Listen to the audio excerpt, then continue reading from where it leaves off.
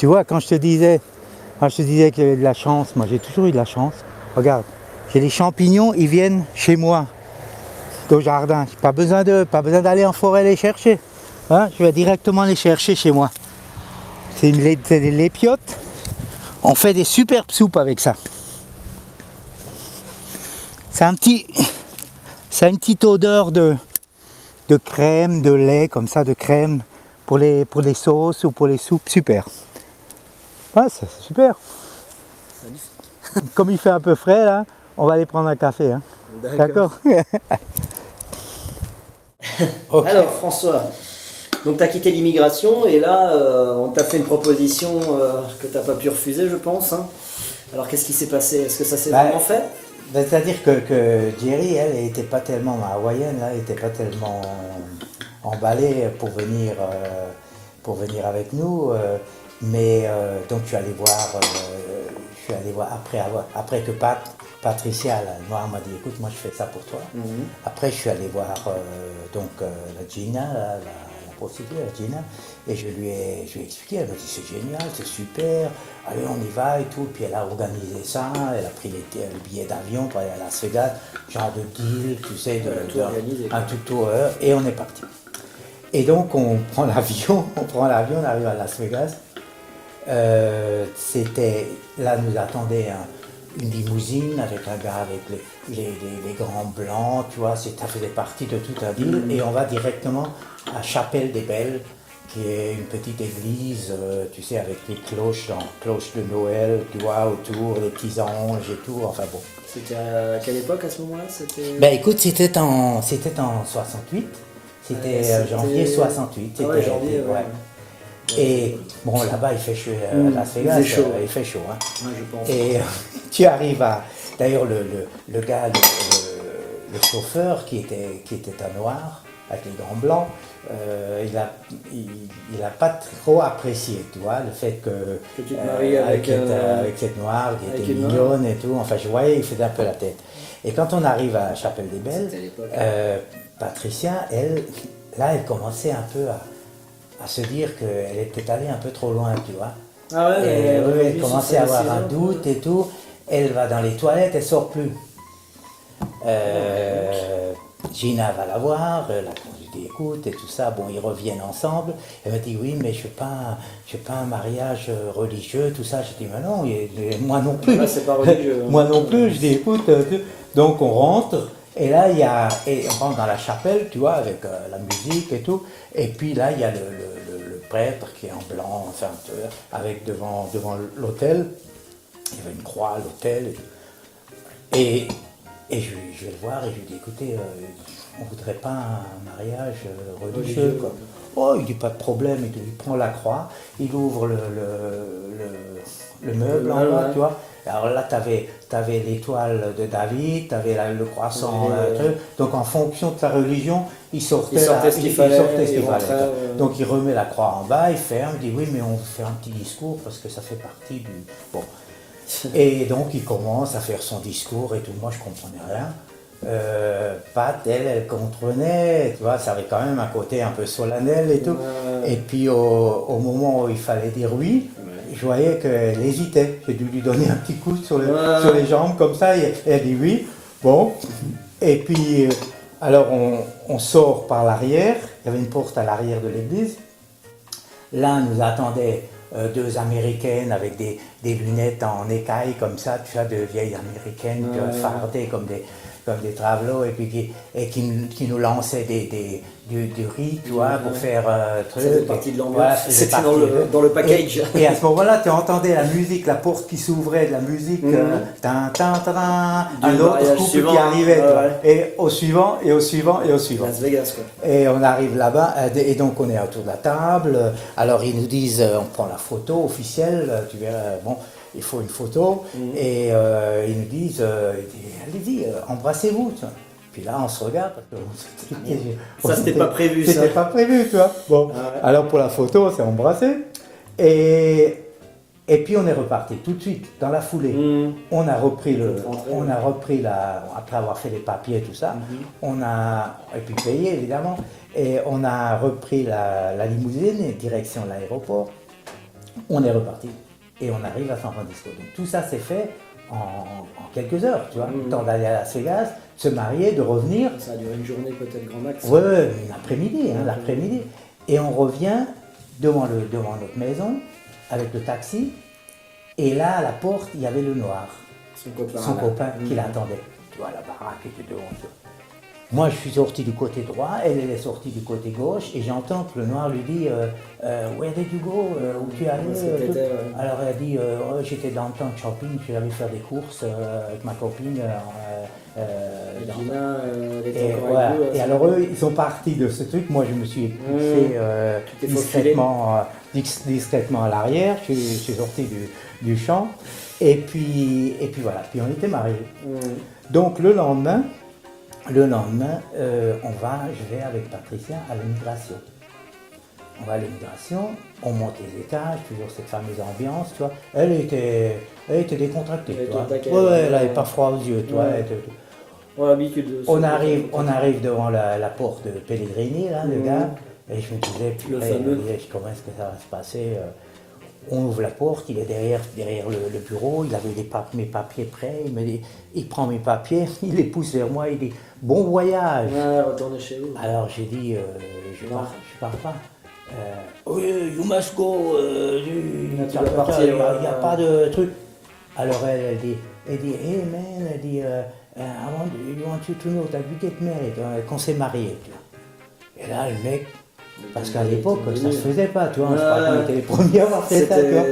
Le type, il devient tout blanc, il commence à se fâcher, il dit « Ah mais ça va pas se passer comme ça, on va vérifier, ça va pas se passer comme ça. » Alors elle, je me rappelle, elle s'est assise comme ça sur le bureau, derrière sur le bureau, et elle lui dit « What you mean, man? Because I am black and he's white, that we can't get married. Parce que moi je suis noir et lui il est blanc, qu'on n'a pas le droit de se marier et tout. » Il dit, attendez, et puis il sort de la pièce. Et alors on était assis comme ça à l'intérieur, et on voyait, il y avait la porte, il y avait une petite fenêtre dans la porte comme ça, et on voyait défiler tous les gars du FBI et du machin qui venaient regarder, tu vois, parce qu'il a dû le dire à ses copains, et tout le monde est venu nous voir, tu vois, en disant, mais qu'est-ce que c'est ce truc? Et, encore une fois, un gros coup de bol, si on peut dire, si on peut appeler ça un bol. Ce jour-là, il y a eu l'assassinat de Martin Luther King. Ah ouais. Tu vois. Ah oui.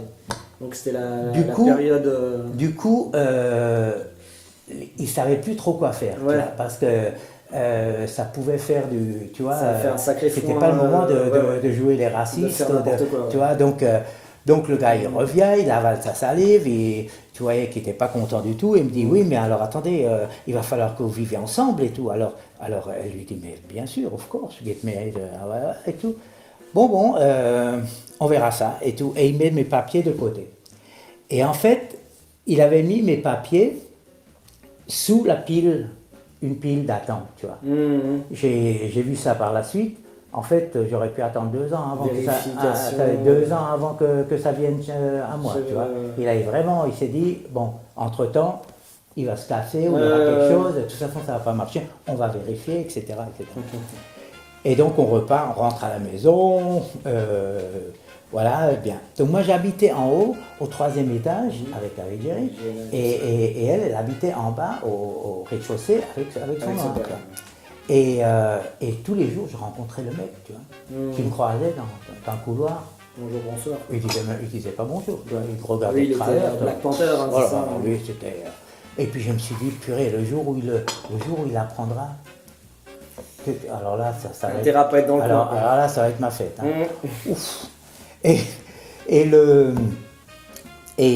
donc les jours passent comme ça. Et un jour, elle me téléphone. Un jour, elle m'appelle. Moi, j'étais encore au lit parce que moi, je travaillais tard le soir, donc le matin, vers les 9h, comme ça. Et j'entends qu'elle m'appelle. Oh, François. Je vais à la fenêtre, je dis oui, qu'est-ce qu'il y a? Elle me dit, tu veux descendre, il y a l'immigration qui est là. Ouais, je m'habille en vitesse, je dégringole la truc, j'arrive en bas, il y a 2 mecs. Genre, je sors de chez moi. Il y a 2 mecs devant la porte, tu sais, stoïques. On vient pour contrôle.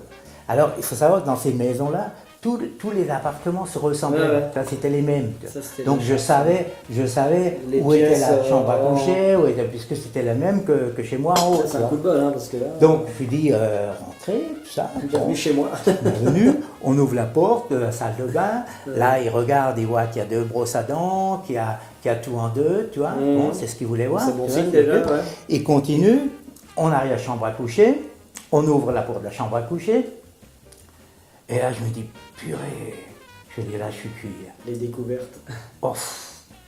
En fait, il y avait les souliers du noir qui étaient devant le lit, tu vois.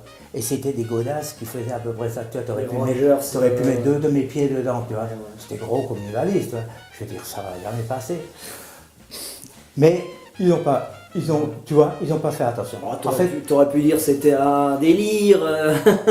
Ça serait difficile, passé. Hein, ouais, difficile, hein. Ouais. Mais il faut dire que en fait, plus c'est gros les trucs et moins on les voit, tu vois. Ouais. Et donc, on va dans la pièce à côté, on arrive au salon, ils sortent le papier à cocher, etc., etc. Je lui dis, vous voulez un café? Je dis, Pat, darling, café? Non, pas de café, pas de truc, rien, nous on vient juste pour, en fait, tu vois, pas agréable les mecs, hein, parce qu'ils ont vu que c'était vrai, quoi. Ah oui, ils savaient bien, enfin, quelque part, ils se doutaient qu'il y avait quelque chose qui était... Et ils disent, bon, c'est bien, ils partent. Écoute, ils sont pas sortis de l'appart, ils ont passé le coin de la rue, que le noir y est arrivé. Ouais. J'ai juste eu le temps de sortir, tu vois. Elle arrive et j'entends qu'il dit qu'est-ce qui se passe et tout, rien, j'ai eu un copain. Et donc on s'est croisés. Mais tu vois le bol, imagine-toi, c'était le noir qui était là. Quand les 2 types, ils ont sonné, Monsieur Kiner, comment ça T'aurais pu dire c'est ton frère ou... Non, ça aurait pas passé. Franchement, si t'avais vu le mec, passé, franchement, ça aurait pas marché. T'avais un frère noir, alors, bonjour, le gars, et il aurait tué. Hein. Voilà. En fait, il n'était pas là au moment où tu es venu, et quand tu es reparti, il est juste rentré à ce moment-là, donc en fait tout était calé. Tout était, écoute, on aurait voulu le coordonner, le truc, ça aurait été. Parce qu'il serait venu le lendemain, le mec il aurait été. À n'importe quel moment, le type il vivait avec. Bah ouais, c'est ça en fait. Puis il bossait même pas le gars, tu vois, je dirais. Enfin, vraiment, ça s'est passé, c'est vraiment à poil. Ça, c'était le coup de bol. Et donc... Parce qu'ils vérifient combien de fois l'immigration, en fait? Ils font plusieurs vérifications? Mais normalement, ils vérifient tu sais, pour se déplacer, pour que les mecs ils se déplacent. Une fois, ils viennent au hasard, hein, et puis donc parce que des fois, ils convoquent les 2 personnes, ils les mettent dans 2 pièces différentes et ils posent des questions pour savoir si... Ça, c'était, a priori, ça a dû être fait la première fois quand on était allé voir Pellegrini. C'est là qu'ils nous avaient un peu truc. Mais bon, vu que c'était la journée où Martin Luther avait été assassiné, c'est justement comme ils n'ont pas trop insisté en disant on va de toute façon vérifier et puis là on va voir que bon. Et donc ça c'est fini, il est reparti, moi je suis retourné au boulot, les journées se sont suivies, puis à un moment donné, elle avait besoin d'avoir le divorce, tu vois, parce que le gars il devenait vraiment insistant, il voulait la marier ou je sais pas ce qu'il voulait. Elle n'a pas se marier 2 fois. Elle est, bon, enfin bref, je crois même qu'elle était enceinte ou qu'il l'avait mis enceinte et qu'elle voulait absolument. Elle vient me voir, elle me dit écoute François, il faut que j'ai un divorce. Il faut qu'on arrête. Ouais, divorce. Tu dis bon, ben écoute. C'est pas grave à partir du moment, même si tu divorces. Ah si, oh là, le gars il m'attendait, hein. Là le gars il Parce que dès que tu divorces c'est fini. Ah ouais, là le gars il attend. T'as pas la deuxième. J'avais pas encore les papiers, tu vois, j'avais pas eu les papiers. Ça a duré combien de temps le mariage? Ça durait, j'étais par là de 4-5 mois, 5 mois d'attente, tu vois. 5 mois on était comme ça, le téléphone sonnait, un type qui passait dans la rue, un peu bizarre, enfin tu vois, c'était vraiment tendu. C'était vraiment tendu, tu vois. Et donc, maintenant, alors je me dis, bon voilà, c'est foutu quoi. Je vais le voir, je le vois déjà le gars en train de rigoler, à me dire, ah, vous êtes bien. Et je me dis, bon, écoute, j'ai pas le choix, on n'a pas le choix, je vais aller voir. Directement. Je vais aller voir le gars, et puis après, je cherche le divorce. Tu vas te constituer prisonnier. J'arrive à l'immigration, je monte donc, 3-4e étage. Tu connais j'ai commencé par cœur, j'en rêvais la nuit, tu vois. Tu arrives devant cette porte, tu tapes à la porte, tu vois, j'avais mon cœur qui... la porte s'ouvre et il y a un jeune à la place de Pellegrini. Alors je lui dis, voilà, je viens voir M. Pellegrini, est-ce que... Ah ben il n'est plus là, il est à la retraite, il est parti, si je peux vous aider et tout. Alors là du coup... Le coup de bol quoi. Tu vois, du coup je me suis ressenti revivre et j'ai dit... C'est un jeune, j'ai dit, il voilà, commence en plus alors... on s'est mariés il y a 6 mois là, et puis toujours pas de papier, alors je posais la question et tout. Ah, il dit, comment ça vraiment et tout. Attends, il cherche et il trouve mes papiers. Tout au fond. Et là, il est confus, tu vois. Écoutez, vraiment, je ne sais pas ce qui s'est passé. L'Amérique s'excuse. On est désolé, on est truc et tout. Oh non, c'est pas grave. C'est le coup de bol, le gars qui est parti à la tête. Et puis on part, merci, au revoir. Le lendemain, j'avais mes papiers. Ah ouais. Il avait tout fait le lendemain, j'avais ma carte grise, ma permis de travailler. Alors on part alors maintenant il faut le divorce. Donc oui. je suis à Thierry, écoute, là, c'est bon, pour le divorce, tu peux venir avec moi. Ouais. Alors on part, on va au Mexique. Donc on passe la frontière. Pourquoi tu vas divorcer au Mexique? Parce que tu divorces au Mexique. Là-bas tu divorces en une journée, tu vois. Ah ouais, t'as pas de sinon en papier, Amérique ça dure plus longtemps. Ah bah ouais. Ah oui. Et alors tu traverses, et alors là tu as des petits cabanons comme ça, tu vois. Et dans chaque cabanon, tu as une table, la photo du président, et puis une machine à écrire, et puis tu as un type qui fait les divorces, ou les mariages, tu vois, parce que tu peux aussi te marier. En espagnol. Voilà, et tous les 6 mois ça change, tu vois, c'est un autre qui prend la place, tu vois, business. Hein. Et alors le type il me dit, alors il nous voit tous les deux, il dit mais pourquoi vous voulez divorcer? Il a l'air d'être bien. Ah oui mais c'est pas moi, c'est avec une histoire de... Il s'en fout. Bon, j'ai un beau divorce comme ça, tu sais, avec l'antenne du Mexique dessus et tout ça. Bof, on paye et on sort. Et là, on va quand même se payer un petit week-end super agréable près de la mer et tout. La fausse lune de miel là, c'était super, tu vois, c'était super.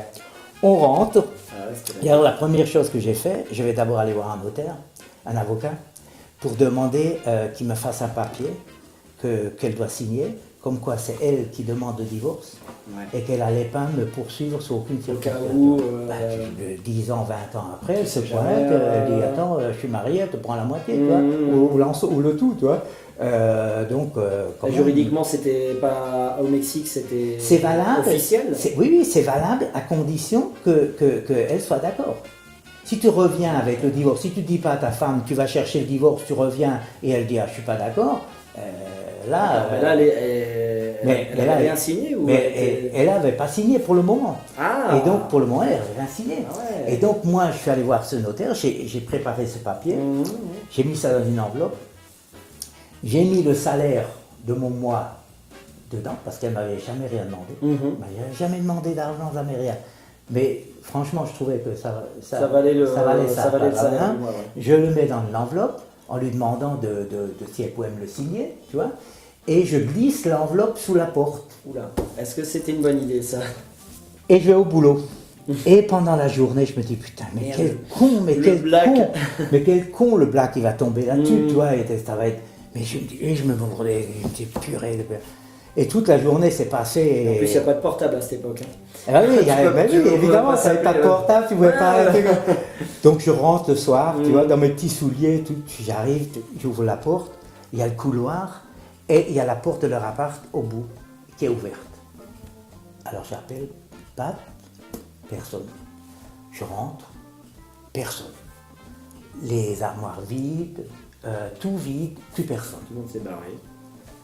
Et sur la table, une enveloppe. Tu vois, François y a écrit tout. J'ouvre l'enveloppe, il y avait mes papiers qui étaient signés. Merci, terminé. Je ne l'ai plus jamais revu de la vie. D'accord. Je ne sais pas où elle est allée. T'as plus eu aucune nouvelle? Plus jamais. J'ai essayé de la retrouver sur YouTube, sur Facebook, les noms, les trucs. Plus jamais retrouvée. Elle avait quel age à l'époque? Elle était jeune, elle avait 18 ans. Donc elle était encore en vie aujourd'hui. Ah oui, elle était toute jeune. Elle doit avoir 60, 70. Et en fait, ce qui s'est passé, à mon avis, c'est qu'elle cherchait l'occasion de foutre le camp, tu vois, avec ce gars. Parce que ce gars, c'était vraiment... il avait envoyé à l'hôpital 2 fois, en lui faisant l'amour. Ah ouais, il fallait le faire ça. Tu vois ce que je veux dire? La baston. Alors, elle attendait qu'une chose, c'était de foutre le camp. Tu vois. Ah ouais. Et quand le divorce a été fait, elle a signé, et qu'elle avait cet argent, elle a pris sa gamine, parce qu'elle avait une petite fille, une petite fille qui avait 2 ans. Et le mec, il s'est barré avec elle ou... Ah, ben, à mon avis, non. Non, elle s'est cassée. Parce que lui, elle en a profité pour partir, tu vois. Après, moi, le mec, je ne l'ai plus vu non plus. J'ai plus vu personne. Parce qu'elle a laissé la lettre avec écrit François, merci. Ça pourrait être un peu louche. Le gars, il aurait dit. Mais évidemment. Elle est plus là, il y a François. Oui, tu penses que tout ça, c'est une suite de. Mais alors, tu vois, ça, c'est l'histoire de ma vie, en fait. J'ai tout le temps eu dans un truc, un état d'inconscience, tu sais, et de. Parfois, c'est mieux, heureux les simples d'esprit, quand on dit, c'est bon. Voilà, tout à fait ça. Tu vois, moi, écoute, voilà. Ça marche. Ça marche. Et puis donc elle est partie, plus jamais revue. Et moi j'avais mes papiers. Et là j'ai pu commencer à me lancer dans ma carrière. Quoi, à vraiment commencer à vivre. Là j'ai vraiment commencé à devenir un Américain et pouvoir chercher les trucs. Il t'a fallu combien de temps entre le moment où t'es arrivé le premier jour et le moment où t'as vraiment pu commencer? Ça a duré combien de temps? Ça a duré, c'était presque une année. Hein. Une année entière de haut, de bas, de recherche, de tout ça. Après, il y a l'histoire des pieds noirs. Alors ça, c'est quelque chose. Les pieds noirs à San Francisco. Et puis on va. Et puis, enchaînement. On continue. D'accord.